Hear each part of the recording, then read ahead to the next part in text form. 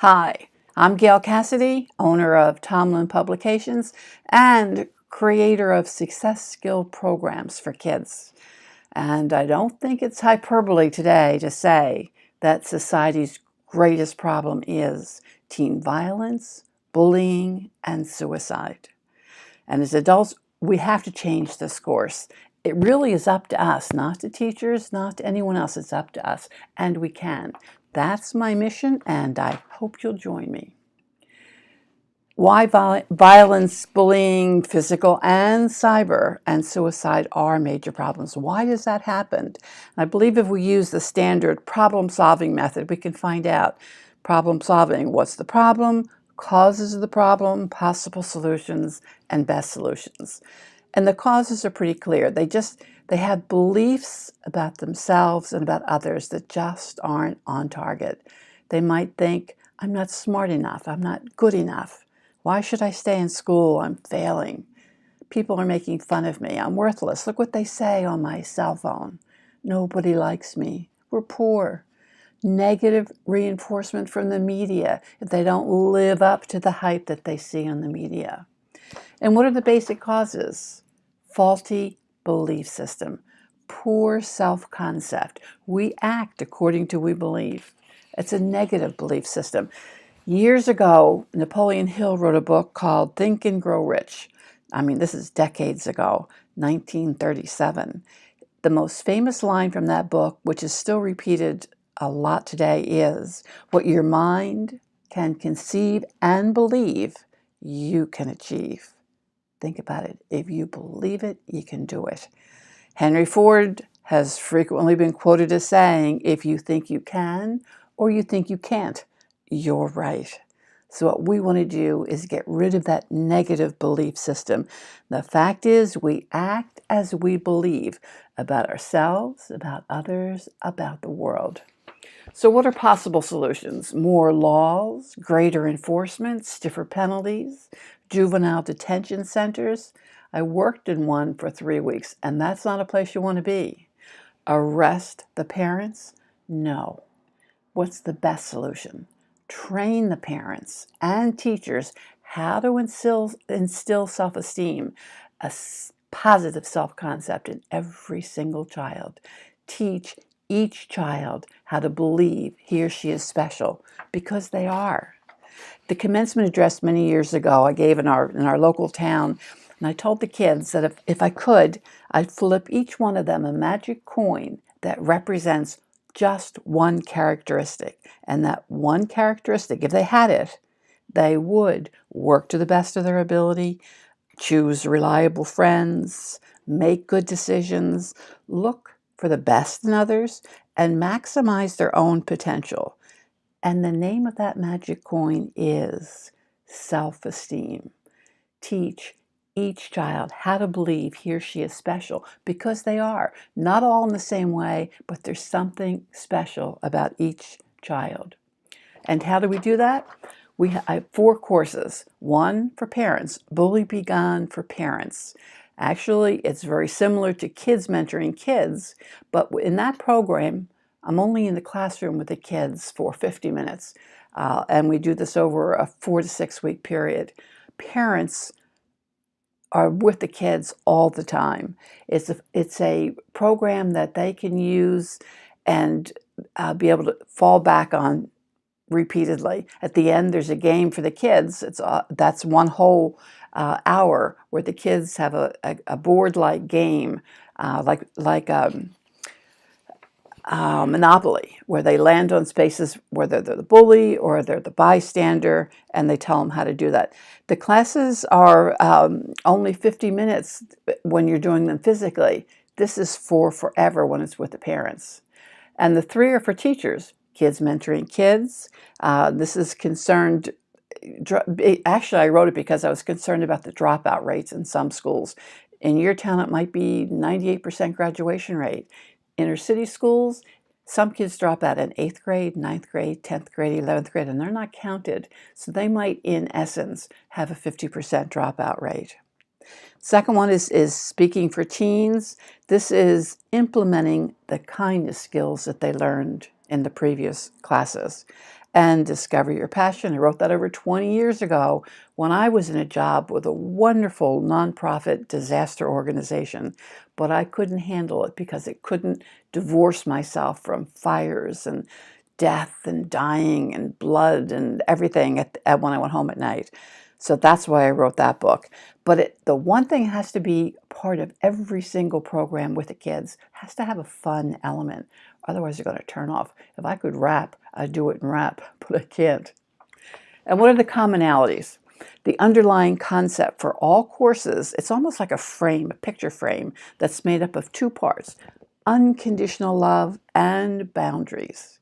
Unconditional love is real easy when you come home with that little bundle of joy in your arms. As they get older, they might be a little trying, but if you've set the boundaries, it's not as trying. And the boundaries are for you, for your tribe, for your family. Might not be for every family. For example, if you demand honesty, morality, integrity, high ethical standards, no disrespect, no swearing, you can do that.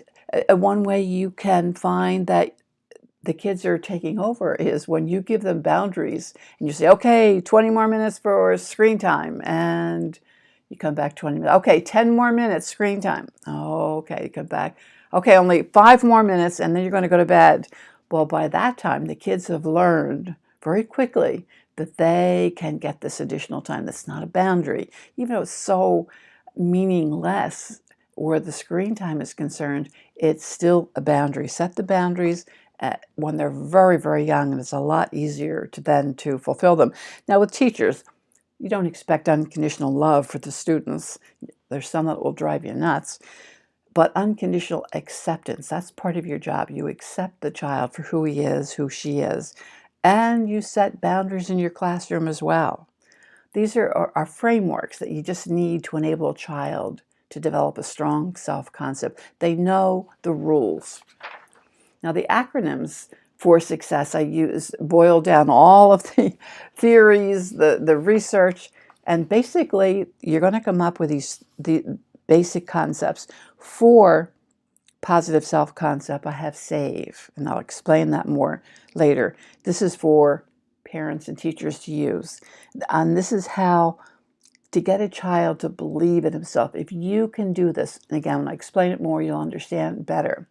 And how to implement it is using the acronym CLAP. C-L-A-P. C is communication, listening skills, attitude training, and people skills. And this is the how-to for the positive self-concept.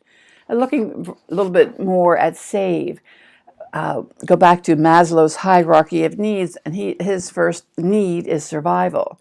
Well, we're beyond that, so let's start with safety, and I mean mental safety specifically. In a classroom, you say, well, of course it's safe in a classroom, but not necessarily. There was a young teacher who actually had girls crying before they entered his room.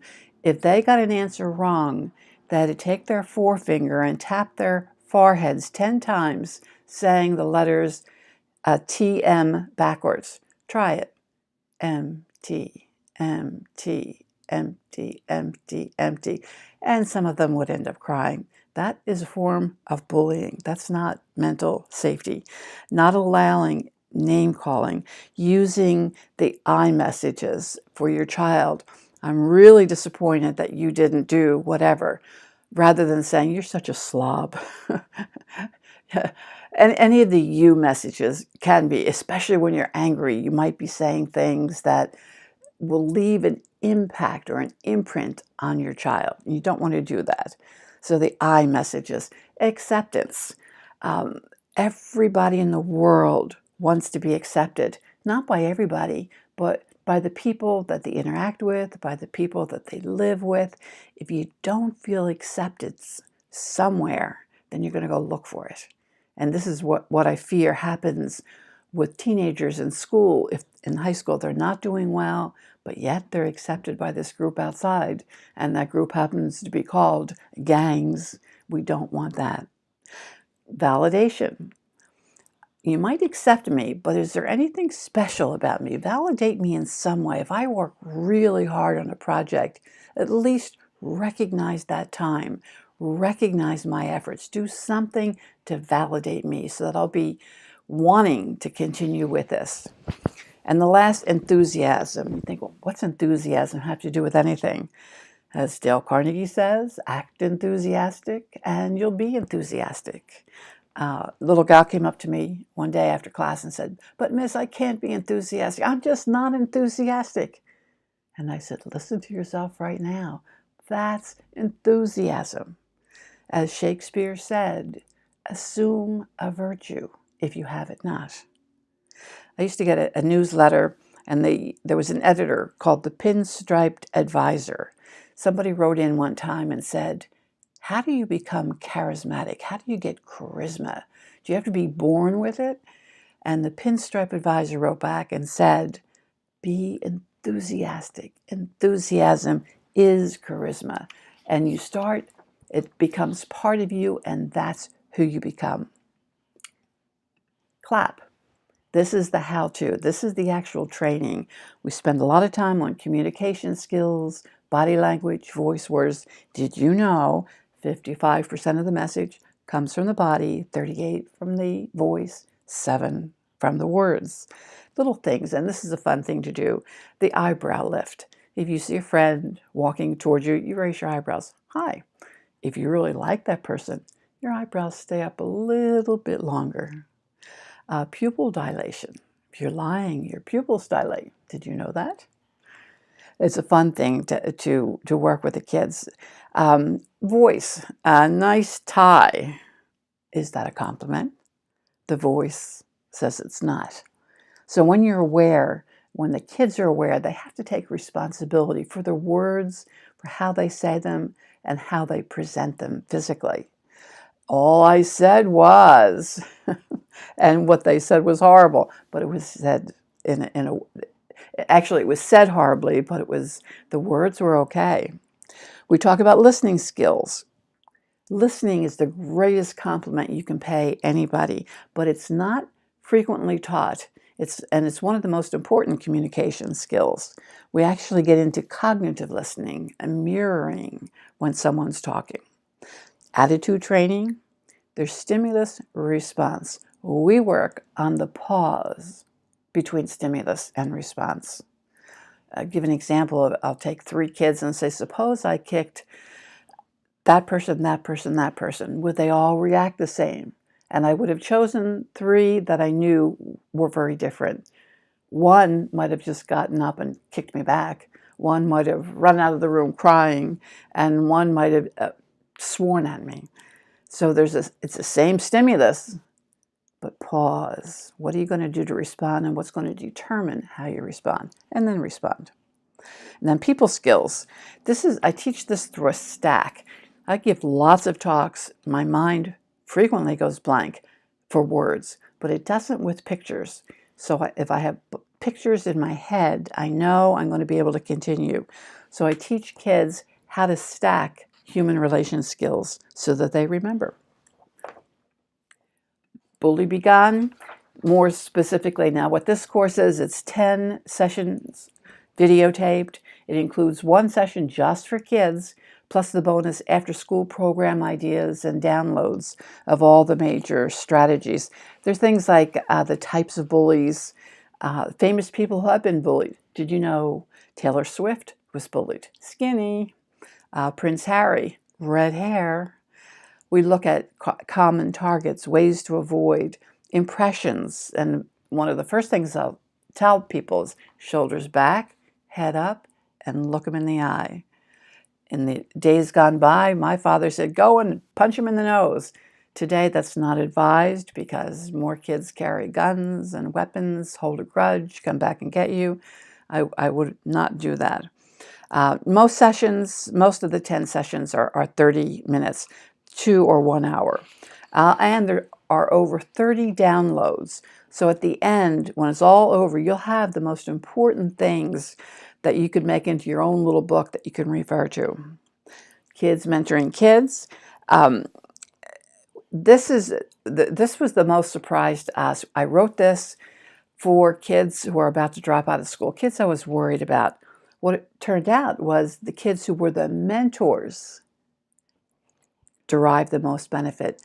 They would say things like, no one's ever looked up to me before. I've never been respected like this. People treat me like I'm the adult. What a great compliment. And they acted accordingly. They become the adults of the younger children, and they grow by helping others. It is really a great thing to do. Having students take on the mentoring role puts them in charge, giving them greater and stronger self-esteem. And the entire course is summarized on a two-sided placemat that they can have with them all the time. So if they forget what questions to ask, they can just put their mat out a little bit. And this is great for high schools. It's great for middle schools, Boys and Girl Scout clubs, Girls and Boys Clubs of America, even homeschooled parents would be able to use this. Now, speaking for teens, I have a little prejudice here. It is the most fun course to teach because it's only positives. They can only comment on one of three ways, either the talk, the delivery of the talk, or the impact on the audience. Each student has a card. If there are 25 students, there are 25 cards, 5 by 8 cards with their names on it. And so if Jane Smith is speaking, you get out the Jane Smith card, and at the end of her talk, you write a positive. Now, you have kids coming in these classes. You have the nerds, the geeks, the maulers, the regular kids, the sports personalities, the most popular, least popular. At the end, every single class, the blend, the acceptance among this diverse group of kids is really heartwarming to witness. I have over 19 pages of testimonials on this course alone. Discover your passion. Years ago, I worked for a nonprofit, wonderful, wonderful organization, but I really couldn't handle, everything was negative. There was people dying, and blood and AIDS at that time was just really becoming prevalent. I couldn't go home at 5 o'clock and turn it off. So I studied everything I could find to figure out, how do you figure out what's your passion? What do you want to do? In school, they take standardized tests, and they might say, okay, what's your favorite color? And they have 5 choices. Well, maybe your color is not one of those choices. So what we do is find their likes and dislikes without limiting them to checked boxes. And what happens is they unearth paths they may never have considered taking. It's almost like surreptitious learning. Look at the books that they read, or the magazines, or the hobbies. And it's focusing on their individual likes without criticism. Again, it boosts their self-esteem. And the focus is totally on them. I believe there is something special about every single child. As parents, teachers, Boys and Girl Scout leaders, religious leaders, Boys and Girls Club leaders, it's our responsibility to find that specialness and make sure each child recognizes what it is that makes him or her special. What you think, you believe. What you believe, you create. The quotes, you might want to stop if you are interested in these quotes. I love quotes. A man cannot be comfortable without his own approval, Mark Twain. Love yourself first and everything falls into line. You really have to love yourself to get anything done in this world, Lucille Ball. To establish true self-esteem, we must concentrate on our successes. Forget about the failures and the negatives in our lives. Act as if what you do makes a difference. It does. No one can make you feel inferior without your consent. Eleanor Roosevelt. Bottom line, high self-esteem enables people to be the best that they can be. And today's world is challenging. Strong ethics, along with strong self-belief, can positively affect the world. We can help kids find their strengths, internalize sound ethics, and learn to treat others as they want to be treated. Kids can be taught to be the best that they can be. Self-esteem negates the necessity for violence, bullying, and most of all, suicide. To learn more, contact me or learn more at Cassidy Courses. Thanks for listening.